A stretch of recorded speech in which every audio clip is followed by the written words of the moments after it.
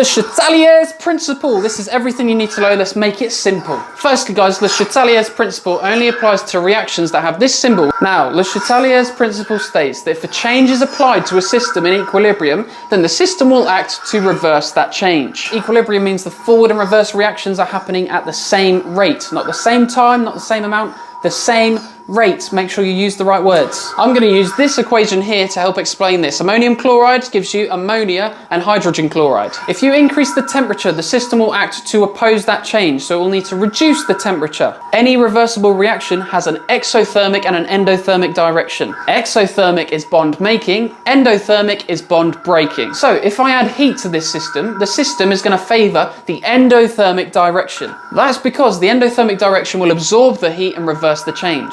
In this example here, that means shifting to the left. If, however, I was to cool the system down, that would shift it in the exothermic direction, shift to the right. Questions often just tell you that one direction is endothermic, so you can figure out the opposite direction would be exothermic. Next, if you change the concentration of one of your substances, let's say, for example, here I add more ammonia, the system's going to act to reverse that change, which means it will favour this direction, to use up that ammonia. If I increase the concentration of ammonium chloride, the system acts to reverse that and will favour the forward direction, to use up the ammonium chloride. What happens if we increase the pressure? Your system will try to reverse that change in pressure. Therefore, it will favour whichever side has fewer molecules. You can figure that out by looking at the balanced equation. In my example here, we've got a single solid here and we've got two gas particles here. So to decrease the pressure, we'd favour this direction, the reverse direction. That's because this side has fewer particles, and fewer particles means less pressure.